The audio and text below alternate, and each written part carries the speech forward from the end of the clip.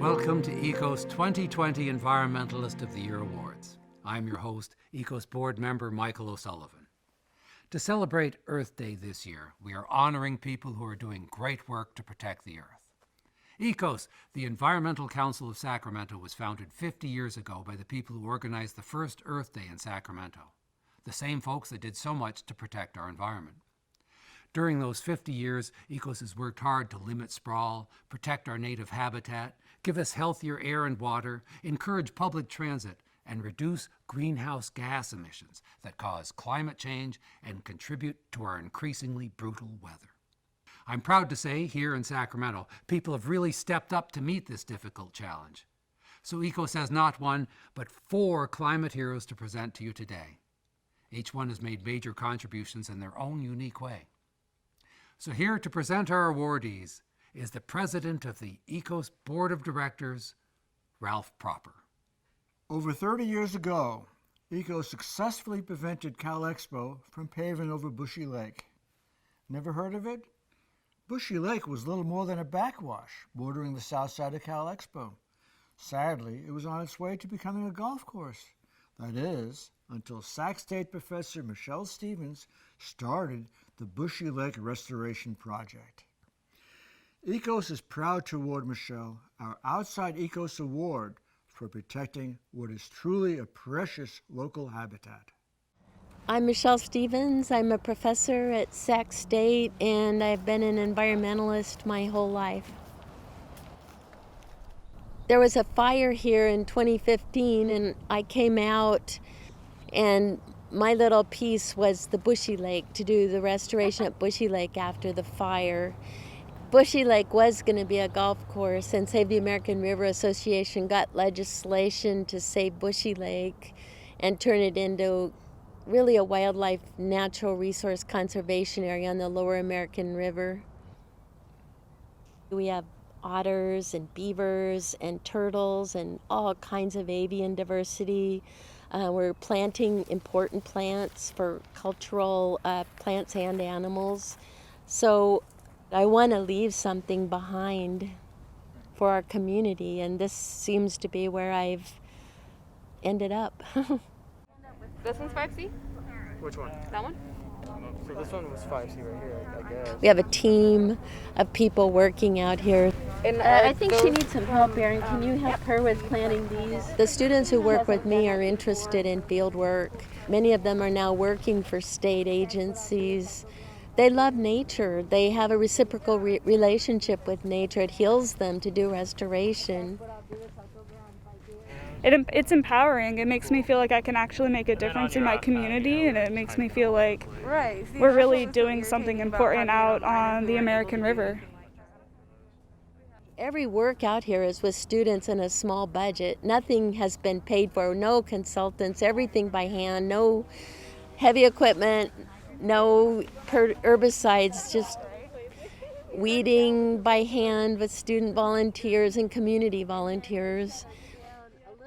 I think of the climate movement as being much more than carbon. I think of it as living beings, living energy.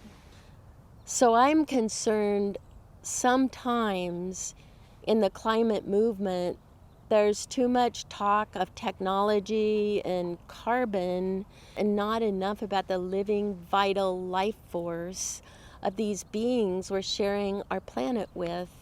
I don't understand how people cannot care about the environment.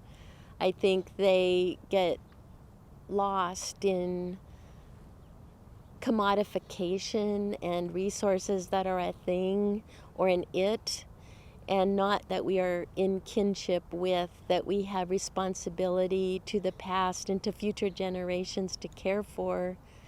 So if you don't care about the environment, if you don't know it, you're living a depauperate life. You don't see the beautiful plants, the flowers, the bees, the butterflies, the birds, all these magical things out here. This is a euphoric experience. It's the magic of science. People tell me, like they make fun of tree huggers, and I say, have you never hugged a tree? And they say no, and I say, you poor thing, you have missed out. Gosh. So if you're not involved in the environment, you're not involved in relationship with the life force. It's that simple. You're missing out on the whole life force that moves through all beings. And that's my life.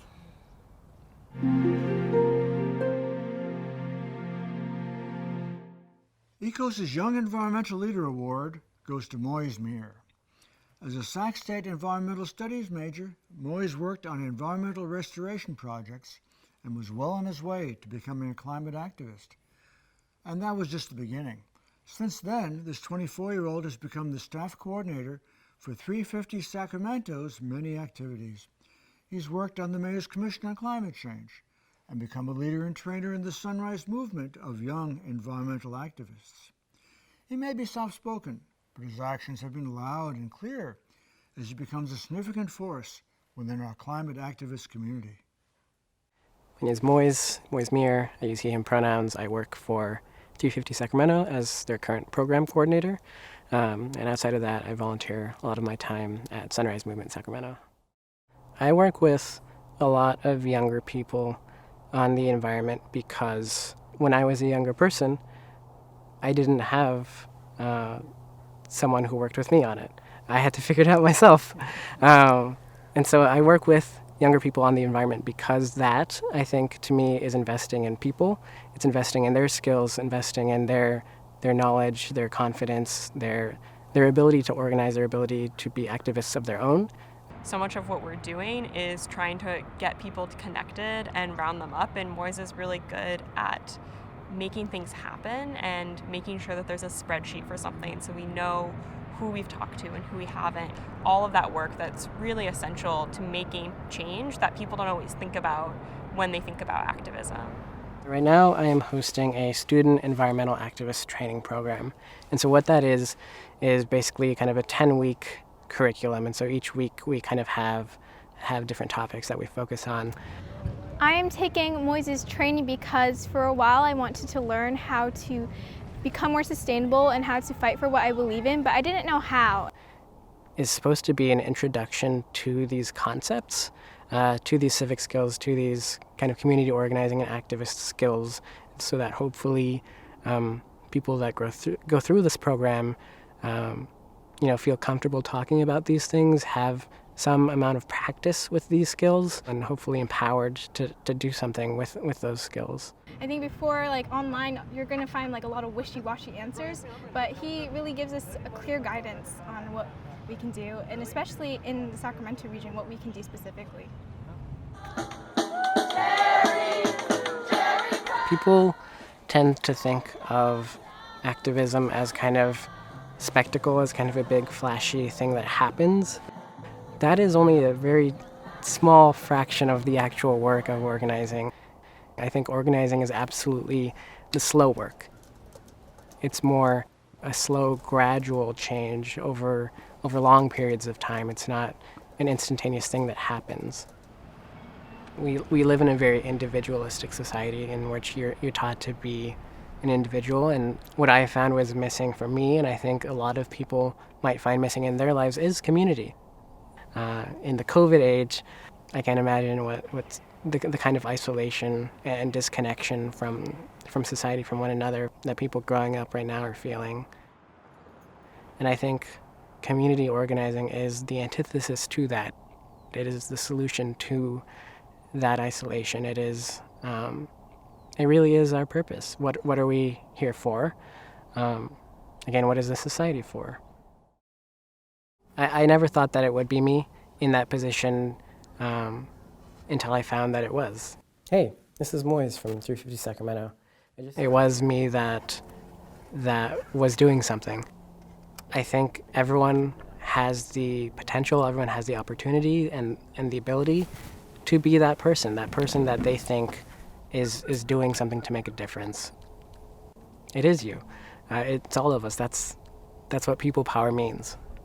People have power, and you can be part of that.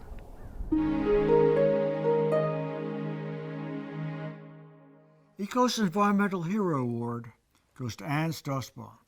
Ann took the difficult job of chairing the first ever Mayor's Commission on Climate Change.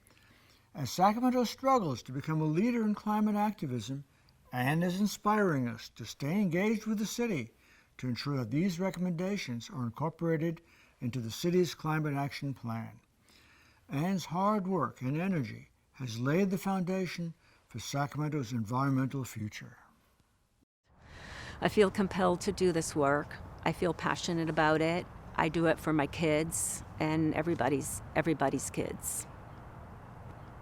I wanted Anne to be the leader of the commission because she demonstrated national leadership before her time in combating climate. And I knew that if she chaired this commission, it would be much more than just a couple of month effort where we wrote a report and everybody said nice job and then it sat on a shelf. Just the opposite. Everything that she led is now in process of being implemented in Sacramento. That's because of the way she went about her leadership and insisting that we as policymakers follow through. The mayors had been really clear that they wanted this commission to be short-term. They wanted us to get in, make our recommendations, and get out. Let the experts then implement and do the work. It was important to have people from a lot of different backgrounds. We had academia, business, the chamber, nonprofits, advocacy groups, and then, of course, the leaders from the government agencies across the region that deal with climate.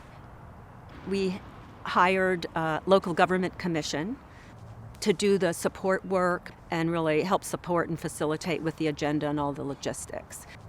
Once we had that going, we had our first meeting, and our big discussion there was what's the scope going to be, because the mandate of achieving carbon zero is so huge. Continuing, but how do we keep the momentum going?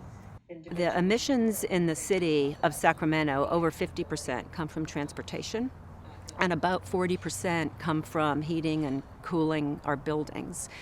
So that's where we decided to focus on the built environment and on, we called it mobility, transportation. We chose also a third area, which was we called community health and resiliency.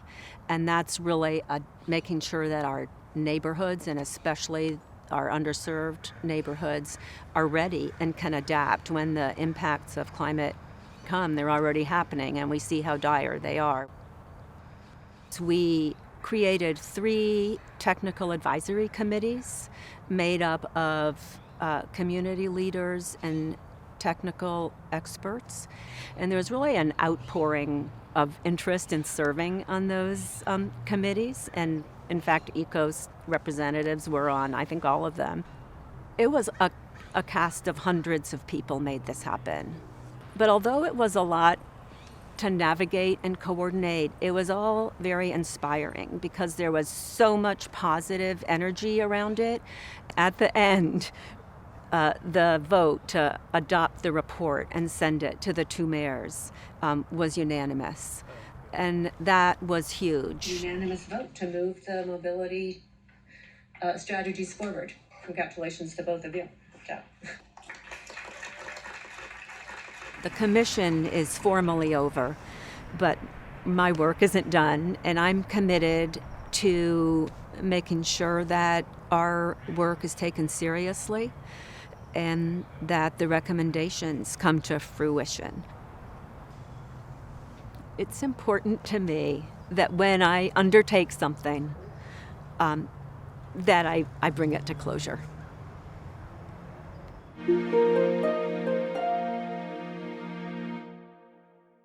Our Inside ECOS Award goes to Brandon Rose. Brandon was ECOS board president 4 years ago. During his tenure, ECOS sued Caltrans over its plan to add lanes to US 50 without considering the impact of increased traffic. This led to a settlement providing major funding for public transit. Brandon is a passionate volunteer in matters relating to the climate and was recently re-elected to the SMUD Board of Directors. On the board, Brandon has helped to make SMUD a national leader in striving to reach carbon neutrality by 2030.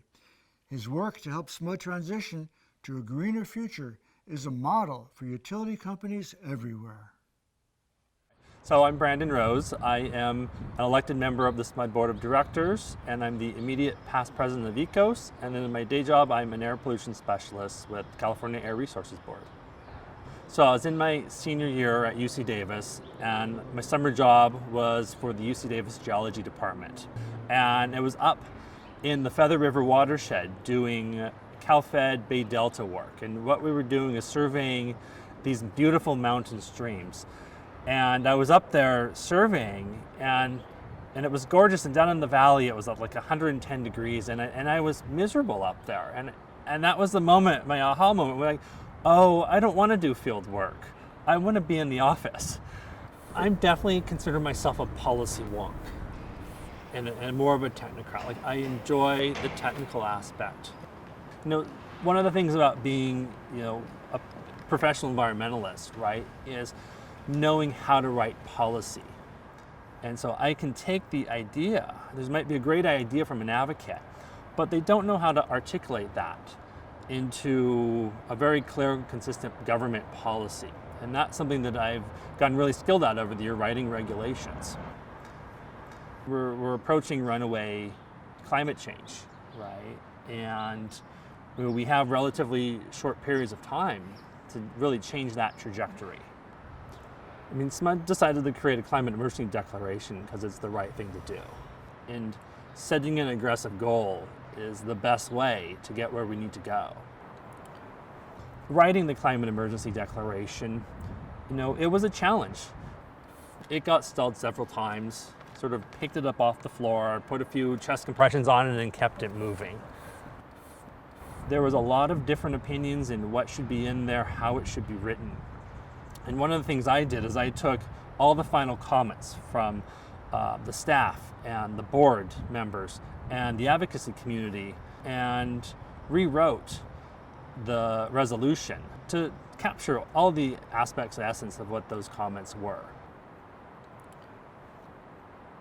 This climate emergency declaration is definitely leading in the industry. A lot of the utilities were saying, oh, by 2045 or 2050, we're going to get carbon neutral. And so SMUD moving to 2030 is the most aggressive in the nation as well. And I think really critical to the future. I mean, what drives me to do this work, I think, is really a love for the planet and a love for our community. You know, I grew up watching PBS, right? I grew up watching Mr. Rogers and Reading Rainbow. I mean, these are, I think, really fundamental aspects of who I am, right? And it builds this commitment to public service, you know, and I see that at all levels of my life. You know, my day job is public service, I volunteer as public service. And then I'm privileged to serve on the SMUD board and serve that way as well. And so I really think it's, you know, volunteering and being selfless with your time and not knowing where that future is going and not expecting anything. You do it because it's the right thing to do.